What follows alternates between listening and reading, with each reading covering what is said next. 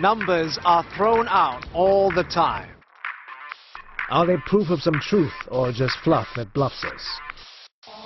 These statistics need some serious looking into.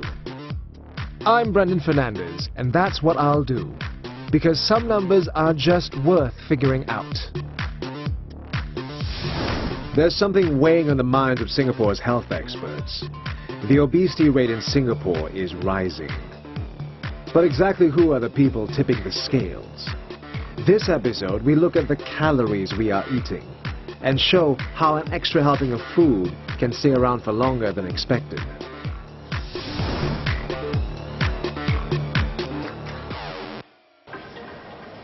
Singapore is a food-loving nation, and we have the figures to show for it. There are a number of ways to determine if you are at a healthy weight.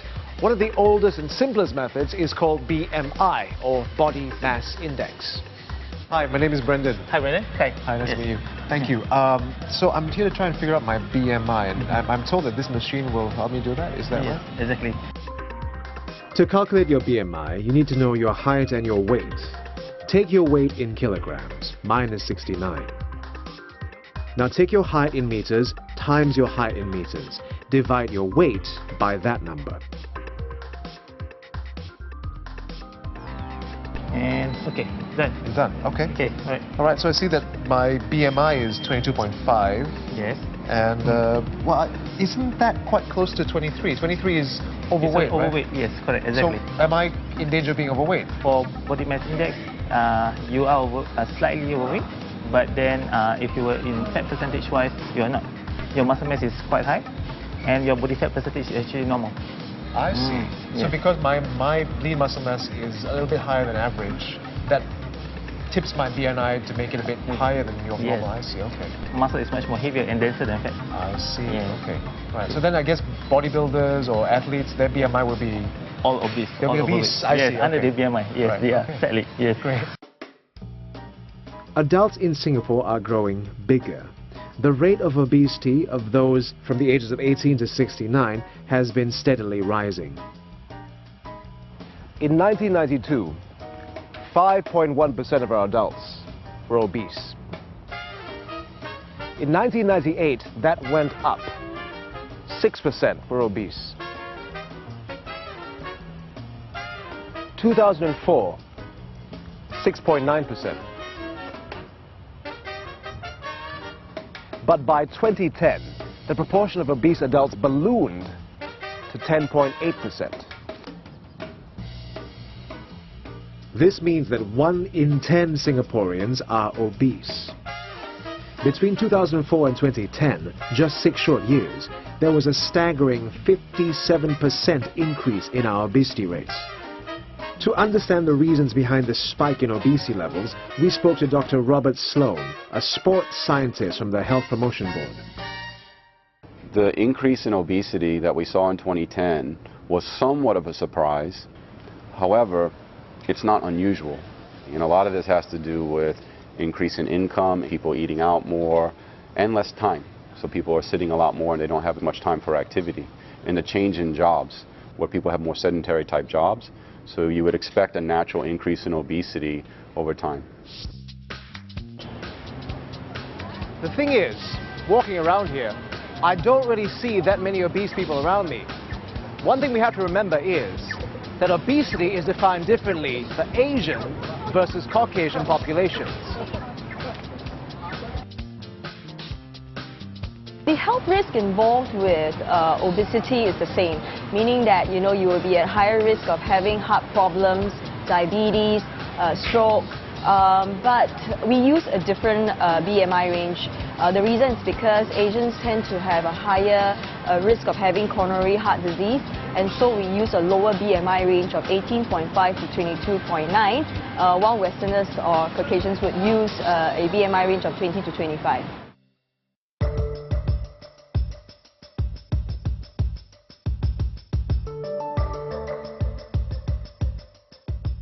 Obesity is not a uniquely Singaporean problem.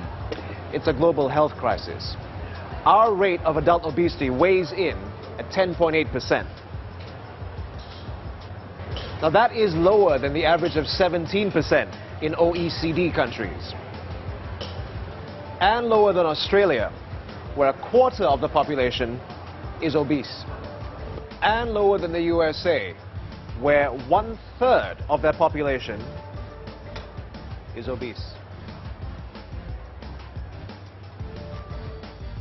At just 10.8%, Singapore may not be in dire straits yet, but there is one percentage which draws a lot of concern. 15% is the obesity rate that alarms health experts. We know this from looking at data from Australia, the United Kingdom, and America in the 80s. When they all hit around 15%, then there was an exponential rise of about 3% thereafter each year. In Singapore, what we see right now is about a 1% increase per year. The concern is if we go over the 15% mark, and it does start to rise as it did in the other countries, then you'll see more cases of heart disease, stroke, and diabetes as related to obesity. With the adult obesity rate at 10.8%, we seem to have a little more room to grow before hitting 15%. But look closer and you'll realize that all is not well. We'll divide up the adults by age and gender. Male, female. Let's look at those from 60 to 69 years old.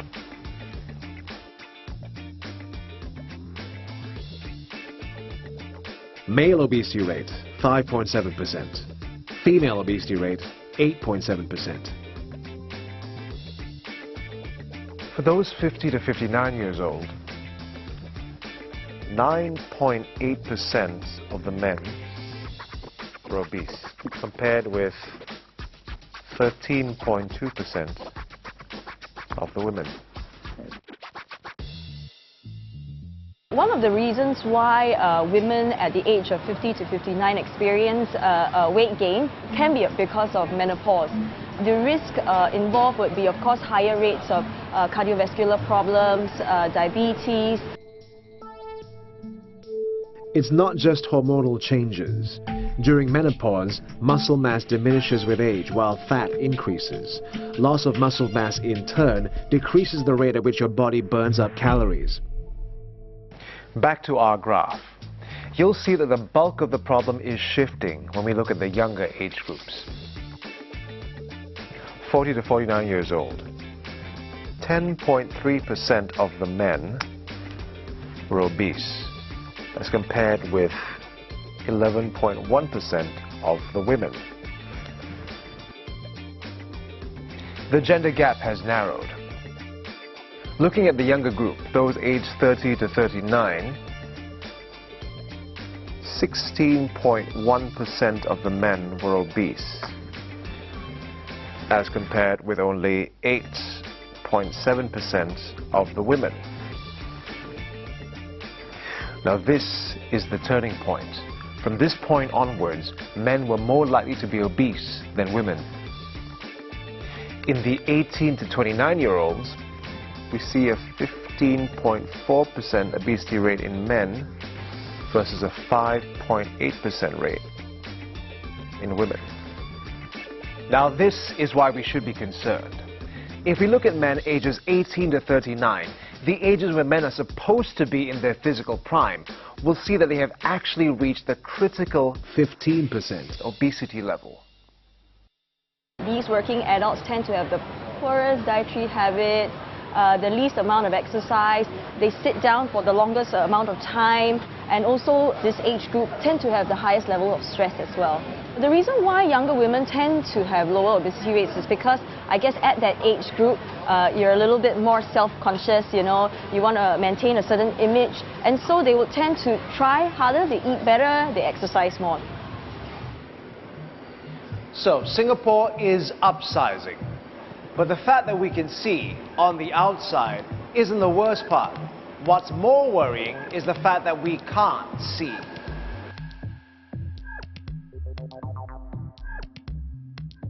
There are two types of fat in our body. One is the subcutaneous fat, which is fat, you know, under the skin, so on your arm, on your thighs. While the other type of fat is visceral fat. Visceral fat is usually around the mid-region. The difference between the two type fats is that the visceral fat, because being around this mid-region, it causes a lot more health problems. It increases the risk of insulin resistance, which means, increases the risk of diabetes. And also it's correlated with increased risk of high bad cholesterol levels here. Singapore is a country that lives to eat.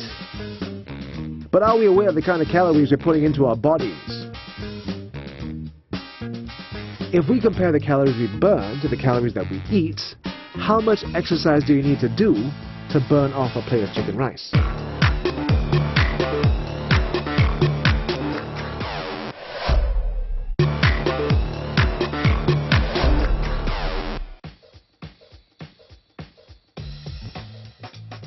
We are what we eat. Our food is our fuel. 20 to 50% of what we eat gives us energy to move around.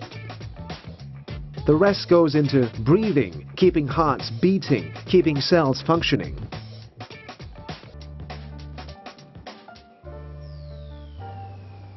So how much do we actually need to eat? We measure that in calories.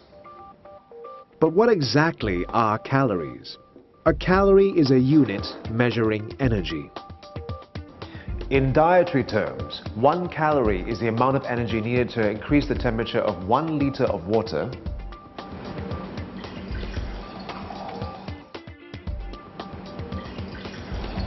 so 2 of this by 1 degree Celsius. Calories are the energy that keep us going. Calories are to us what petrol is to cars. Fuel. But of course, the source of our energy is a little bit tastier than what we put in our cars. We get our calories from carbohydrates, protein, and fat. 1 gram of carbohydrates, 4 calories. 1 gram of protein, 4 calories. 1 gram of fat, 9 calories. But calories don't give you the full picture. We could, for example, get all the calories we needed from a food like sugar, but we wouldn't last very long on that kind of diet. When we take in calories that have very little extra nutritional value, we can call those bad calories. What we call good calories come from food with extra nutritional value, foods like lean proteins, fruits, whole grains, and vegetables. There are a number of different ways to figure out how much I should be eating. You can calculate the amount of calories you need to keep in good shape. One way is to use an app, like IDAT. Developed by the Health Promotion Board, IDAT allows you to key in all the food items you have taken for the day. Local foods like chicken rice, nasi goreng, even fish soup are all in. The way this works is you record everything you eat and drink throughout the day. Snacks, meals, everything. The amount of calories you have taken with each meal is clear for you to see, and what goes in must be burnt off. You also record any exercise you've done during the day. The distance you have cycled, the amount of time spent jogging, log them all in. IDAT can then calculate the total amount of calories you are likely to have taken and the amount of calories you have burnt off through exercise. So I'll be using this app for 3 days. Let's see how the amount of calories I consume compares with the amount I burn off. We're changing not only the amount we're eating, but where we're eating. Eating out is a very easy option in Singapore. In 2004, 47.8% of people said they ate out at least 4 times a week. In 2010, the percentage had gone up to 60.1%. The impact of eating out more is the fact that people have less control over what they eat, and they tend to eat larger portion sizes. So it's okay to eat out, but we really have to watch our portion size. For instance, a person that just intakes an extra 50 calories per day throughout a year will gain about 2.5 kg in a year. That's 1 BMI point increase, 2.5 kg roughly. Calorie counts and waistlines continue to grow. 1 tablespoon of butter contains about 11.5 grams of fat. So what that means is, on average, our daily fat intake has increased by more than a tablespoon of butter every day.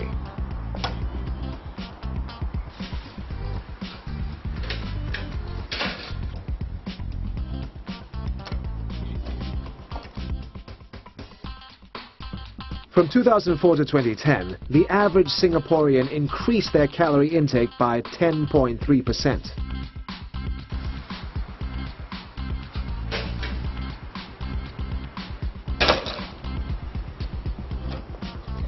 As of 2010, 6 in 10 of us were indulging in more calories than recommended.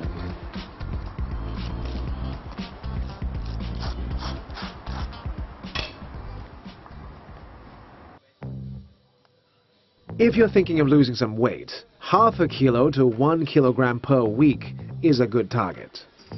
However, weight loss of more than a kilogram a week is potentially quite risky. The best option, as always, is moderation.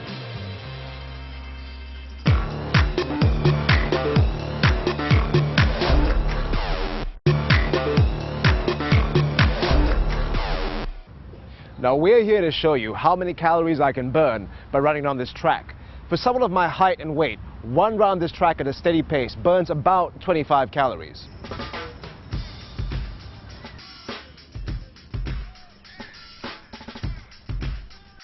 A plate of chicken rice has 617 calories. That would take me about 24.5 rounds of the track to burn off. A plate of fried kway teow has 745 calories. That would take me 30 rounds to burn off. And if I decide to eat chicken biryani, I need 35 rounds of the track to burn that off. There's other types of cardiovascular exercise you can do, like rowing. So if you weigh about 69 kilos, are about 35 years of age, 30 minutes on this machine will burn about 570 calories. So to burn off 1 plate of chicken rice, you'd have to be doing this for over half an hour. So for me, running for 30 minutes burns about 450 calories, which is less than rowing. Then again, it's much harder to keep this up. It's also worth keeping in mind that as a man, I tend to burn more calories than women, because I weigh more. Heavier people tend to burn more calories than those who weigh less. But at the end of the day, we differ in how quickly we burn our calories up. In order to get good health benefit, HPB recommends, through its National Physical Activity Guidelines, that people get about 150 minutes per week of moderate intensity physical activity. Moderate intensity can be defined in several ways. One way is a simple talk test. So imagine if you're brisk walking, or as I'm on this bike, you have enough breath to talk, but not necessarily enough breath to sing. This is an easy way to find out whether you're at moderate intensity. There might be something else you could do to shed those unwanted kilos. Apparently, the color of our plates affects how appealing we find the food that is served on it. Now to show you what we mean, we've got help from a restaurant serving one of Singapore's favorite foods, chicken rice. Now this is the plate they usually use. And this is a blue plate for the experiment we're about to do. Blue is the least appetizing color when used in food and crockery. An equal number of normal plates and blue plates will be used to serve the chicken rice.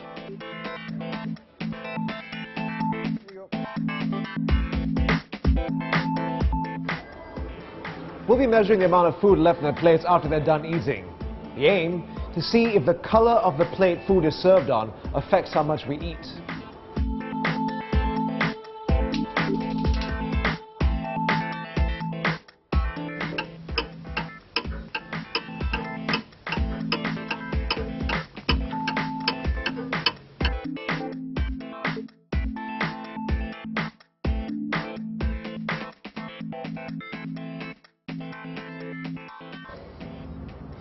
So, as you can see, there is significantly more food left behind in the blue plates compared to the white ones. I'd say in these cases maybe 10% more, in this case 20 or even 30% more. So it seems that if you're trying to eat less, you might want to try eating off a blue plate. Food, plates, bowls, even tablecloths or the walls of your dining room, if they are blue, you might find yourself eating less. Blue is the least appetizing color. It actually suppresses appetite. Experts believe that's because our food is rarely naturally blue. So if you're trying to lose weight, you might want to try the color blue. Earlier I said I'd be using the IDAT app for 3 days. So it's the end of 3 days. Now according to the app, I ate about 6,000 calories in total over 3 days. I used up about 5,800, which means I have a net calorie gain of about 200 calories. So if I kept this up, I would gain weight. Now if I want to maintain the same weight, I can either eat less or exercise more. There's currently a national movement to shed some weight. The Health Promotion Board wants to get Singaporeans moving and thinking about what we eat. The aim, to lose 1 million kilograms by the year 2016.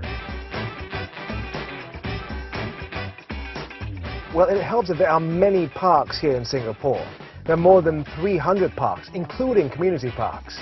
There's more space for us to use to shed those kilograms.